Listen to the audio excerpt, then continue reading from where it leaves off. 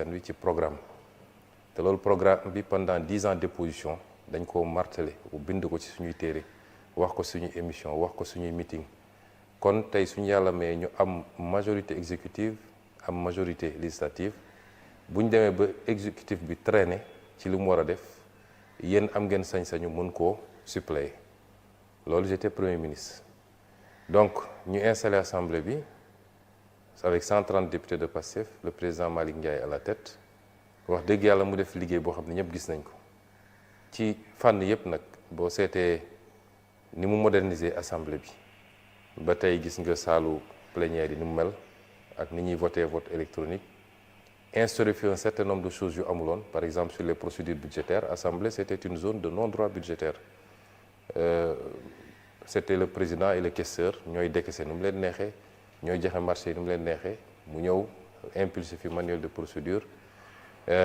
créé fii benn direction boo xam ne dafa jagleel boppam presque ci évaluation des politiques publiques ak yeneen yoo xam ne su ma ko doon lim du jeex mu def fi bilan boo xam ne ci 2 ans yi wax naa ko fii keroog bu doon législature yu passé yëpp def nañu le tiers de ce qu'il a fait on aurait eu une assemblée nationale extraordinaire fi ñu toll nii ñu ko ci félicité ak ñi mu ci liggéeyal yëpp bi ñu yegsee nag gis nañ ni ànd ak loolu yëpp am na yenn pàcc ci assemblée yoo xam ne xawoon na des à la traîne mais loolu du sama responsabilité man président assemblée nationale lu jëm ci proposition de loi c'est les groupes parlementaires ou les députés pris individuellement dama di président assemblée mais aussi dama bokk ci groupe parlementaire bi parce que député là avant tout député boobu moo ma jox cëru président assemblée nationale may président parti aussi donc loolu waxtaan naa ci ak suñu parti bu baax a baax ba ñu jàpp ni l'un des parents pauvres jusqu'à présent ci li ñu waroon def ci assemblée mooy en termes de proposition d'initiative de la loi des na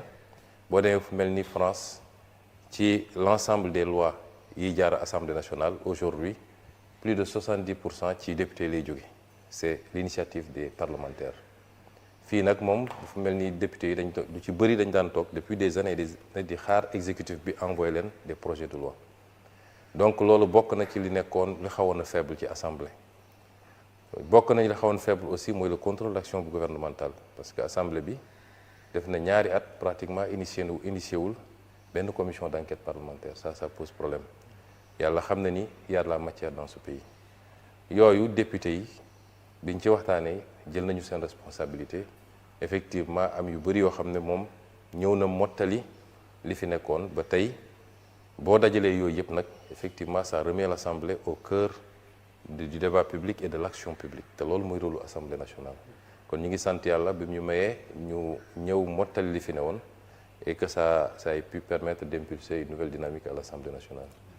Monsieur le Président ñu gis ne suñ ko waxee suñ ko waxul dundin mi cher na ci askan wi démb rek lañ yokk njëgu carburant bi muy lu bees loo xam ne dafa ñëw dolleeku ci kaw góorgóorlu bi yow bi nga nekkee primature am nga ay dogal yu am solo yoo jëloon ndax tey jii gëmoo ne dogal yooyu dafa diisoon ci gouvernement bi moo tax mu dellu ginnaaw wala boog lii dañ ko doon séntu. waaw xam nga jiiteem réew dafa war a am luy laytaay bi mooy am yërmande ci waa réew mi te décision booy jël rek na nga ci njëkk a seet l'intérêt général ou à défaut l'intérêt de la majorité de l'excellente majorité parce que c'est difficile nga am benn décision boo xam ne ça convient à tout le monde réew dafa xaw a doy waar mais lu mel ni nag njëg yi moom gisuma fu ñu naan wàññi nañu ñu ne am na ñu mu arrangé wul su dee wàññi bi lorul benn secteur économique mënuñ ne wàññi nañu ñu ne am na ñu mu lor donc am yërmande ci askan bi mooy nga bañ a jiital rek les statistiques et les chiffres ak liy jóge étranger ñu la koy essayer imposer pour mun la accorder des avantages loolu bokk na ci yéeg-yéeg bi jiit war a am ci réewam ci askanam dama wax fii ci assemblée nationale bi ma fi mujjee ñëw en tant que premier ministre ma am lu bëri lu ma wax ci affaire prix yi ci seeni stratégie nag dañuy dem dagg leen ci intéressé di essayer wax loo Ousmane Sonko lu mu waxul dama ne woon bu ñu demee ba mu métti ba ñu xam ni mënatuñu maintenir les prix tels quels boobaa nañu dellu si askan wi neen lii mënuñu ko maintenir waaye loolu yëpp am na lu ko jiitu moo waxoon nag li ko jiitu parti yooyu nañu dagg génne ko ci ñëw rek ne Ousmane Sonko annoncé woon na hausse des prix ça c'est de la malhonnêteté intellectuelle. li ma waxoon mooy booy xool njëg yi nga jël njëg yi ñu yokk barki démb defe naa essence bi ak gasoil bi la te gëm naa ni leneen mun na ca topp parce que ba ñuy nguur-nguur yi naan dañuy yokk njëg du tey jii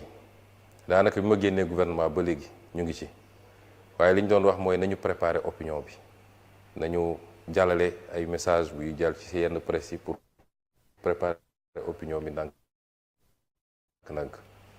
moo taxoon lenn ci ñoom sax commencé génn naan subvention bi jóge na 200 xaw ma 400 milliards dem 700 milliards te dara amu ci en réalité mais c'était un travail de préparation de l'opinion mais ci ñaari produits yooyu su ma ko jëlee comme exemple rek soo xoolee structure des prix bi dafa am plusieurs parties boo jiitee nag booy teg askan wi leen da ngay xool man état bi ban part laa jël ci sacrifice bi ñi nga xam ne ñoom ñoo yor mbir yi ñooy importer wala ñooy jaayaat ban sacrifice laa leen demandé doog a ne peuple bi tam ban sacrifice laa ko demandé mais ñoom bu ñuy def benn partie rek moo leen ci intéressé mooy lépp nañ ko xëpp peuple bi parce que soo jëlee essence ak gasoil li koy déterminer condition bi ngay approvisionné wu ban marché ngay approvisionné ak ñaata ngay approvisionné benn élément la capacité bi nga am yow pour raffiner par exemple beneen élément la te ñun Sénégal am nañu capacité raffinement ñetteel bi nga doog a ñëw nag ci structure prix bi naka lañ koy séddalee depuis kii importé grossiste ba marge détaillant bi mais nga dugal aussi lu am solo mooy les taxes parce que boo liggéeyee ci produit hydrocarbures Sénégal les taxes représentent entre 40 et 52% du prix c'est-à-dire ku dem jënd tey essence ñu ne la jaay nañ la ko 900 et quelques entre 45 et 52% daanaka taxe la mooy li état bi di jëlaat moo tax keroog may wax fii assemblée te indication yi laa joxoon ministre des finances ak ministre de l'énergie ne leen bu leen ma wax subvention bi kese parce que subvention bi lenn la mais état bi day subventionné fukk daal di encaissé taxe ñaari fukk donc daanaka subvention bi existé wul réellement parce que da nga koy neutraliser te soo libéré prix ne yokk naa prix taxe bi day yokk parce que les taxes sont calculées sur le prix donc l'État encaisse encore beaucoup plus ba pare teg ko ci consommateur bi suñu doxee tuuti mu ne subvention bi dafa bëri dama génne fii les statistiques wax naa ko fii keroog Assemblée nationale boo jëlee les subventions masalan soo jëlee 2021 état bi mi ngi subventionné à 212 milliards mais mi ngi taxé à 450 milliards donc différence bi c'est 237 milliards nga jël 2024 état bi mi ngi subventionné 467 milliards encaissé taxe 682 milliards soit 214 milliards d'écart en faveur de l'état soo jëlee 2025 état bi mi ngi subventionné 380 milliards taxé 765 milliards différence bi di 384 milliards boo ci jël rek double bi pratiquement la ñuy taxé ñaari at la écart bi négatif te boo seetee ñaari at yooyu muy 2023 ak 2024 mun nga ko méngale ak ay années de crise préélectorale donc boo bëggee retoucher les prix li jaadu mooy da nga naan d'accord taxes yi dama koy wàññi il y a 4 ou 5 séries de taxes yuy dugg il y a la TVA les droits de port FCIP bi le fonds de soutien à l'énergie ak la taxe spécifique muy 5 taxes yoo dugal ci prix énergie bi ñun ñoo ëpp lu ñuy taxé dans l'Afrique de l'Ouest le prix de l'énergie donc moo joxoon teg ndigal ne léegi nañu njëkk a wàññi taxes yi boo wàññee taxes yi mun nga conséquemment wàññi subvention bi ñu xool ban équilibre lay joxe mais ñoom ils ne feront jamais ça te si je n'étais pas parti la primature parce que man wàññi naa prix essence bi wàññi naa bon ñun bokk gouvernement bi mais sous mon autorité bi may jox instruction le ministre Birame Souleye dama ko ne je ne veux pas de commentaire xam naa ni mun nañu wàññi prix essence bi c'est pas normal dans presque toute la zone UEMOA ñun ñoo ëpp prix wu carburant te pourtant fi ñeneen ñi jëndee la ñuy jëndee à part Niger bi nga xam ne am na carburant ñeneen ñëpp fa ñuy jëndee la ñuy jëndee ñun am nañu raffinerie ñu bëri ci ñoom amuñu raffinerie boo ñu wàññee woon taxes yi tuuti ak yeneen mun nañu wàññi prix carburant bi crise am na effectivement dans le monde ñun dañu nekkoon déjà en crise financière et budgétaire ndax bor bi ñu fekk fii war koo fay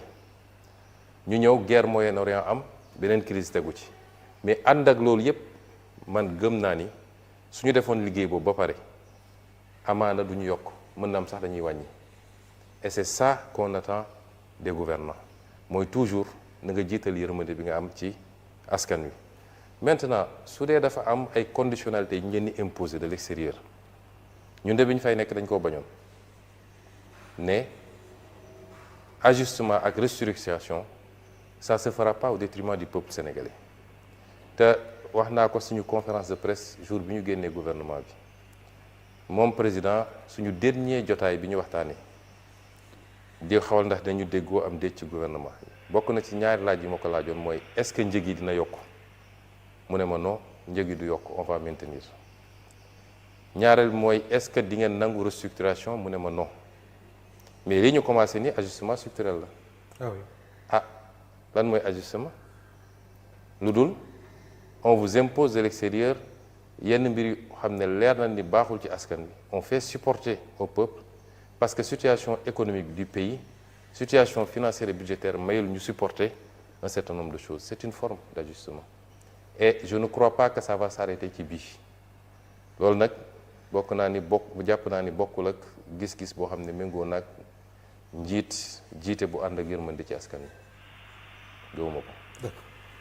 damay ñëw ci nekkinu askan wi bu weesoo njëg yi ak yenn yi nga xam ne mooy les prix dafa am tamit wàllu dëkkuwaay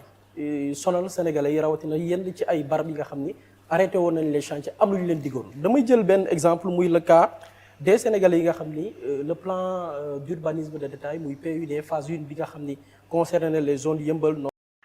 Le premier problème qui se pose dans ce pays